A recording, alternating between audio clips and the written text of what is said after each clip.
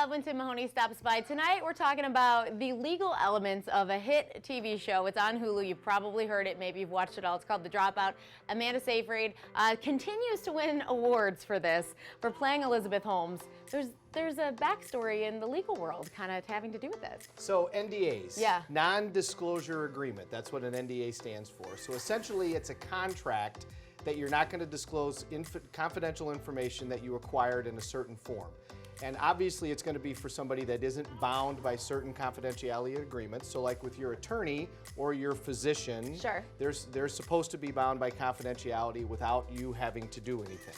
So a lot of times this is an employer-employee relationship, or like let's say, you know, my daughter is an actress out in Hollywood, and when you go see a movie, if they'll preview a movie to people, you have to sign an NDA that you're not going to tell anybody what it's about, that you're not going to tell anybody what it's like. If you go audition for certain things, you have to sign NDAs saying that you won't disclose what's going to happen. If you're on a hit show, you have to sign an NDA that you're not going to disclose what's coming up on the hit. I worked for American Idol for 5 seconds 10 years ago. Right. I had to sign an NDA. Right, see?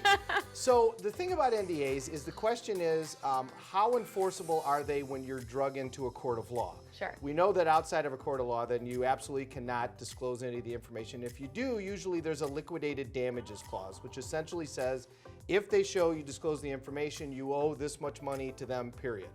So if you get subpoenaed into court, can the NDA stop you from testifying? Well, generally the answer is no, but there are a few cases in which the courts have actually upheld NDAs in situations where people were being compelled to testify. One of the big cases involved General Motors and somebody being asked to disclose information regarding exploding gas tanks back when that was an issue. And the other one involved a tobacco company and people that had inside information with regards to their research that they were lying about. Now, both of those cases, the one involving General Motors was in Michigan and the one involving Big Tobacco was in Kentucky. So the state courts in those states upheld those NDA clauses which protected those particular companies. Well, state court judges are elected, and so you could kind of tell why that happened. Okay.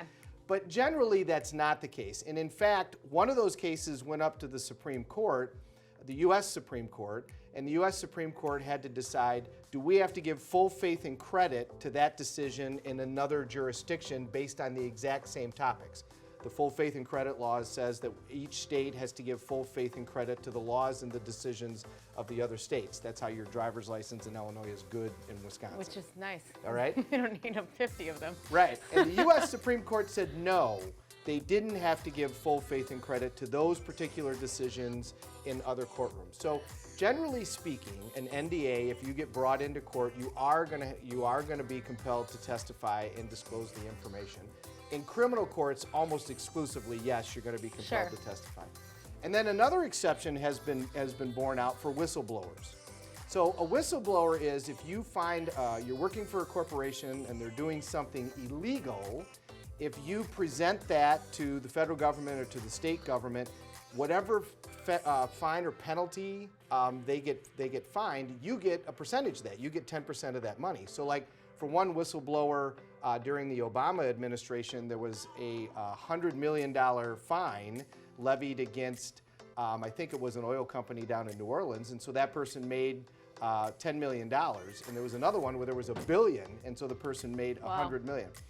NDA clauses cannot stop you from being a whistleblower. So if you find out something criminally going on in your organization, even if you've signed an NDA, you can still come in and testify. And that's a good thing. Right, that is a good thing, you know. So they can buy your silence to a degree, but you know, when it comes time to go into court in a criminal situation or if you're compelled under a subpoena, generally speaking, you're going to be required to testify. And that's pretty much kind of why we were talking about that, because in the show, of course, in real life, she was sentenced to jail just recently for 11.25 years. Yes. It's very specific. It is. 0.25. So yeah, like the people who worked for her, whether they signed an NDA or not, you're saying they could have come out and said whatever they needed to say. Correct. In that particular situation, it was one of the exceptions to the rule. But the general rule is NDAs are upheld to the point where you're subpoenaed into court, and certainly if it involves a criminal aspect, then the NDA is not going to be enforced and you're going to be compelled to testify. Awesome. Well, if you have any questions for Tim Mahoney about pop culture or anything, maybe law, let us know. Let him know. You can scan that flow code on your screen too, and we'll see what we're talking about next month. I don't know yet. We'll find out. Coming up next, we're learning about yourcancerstory.com, and then it's game day with Jam and Jerk Grill. We'll be right back.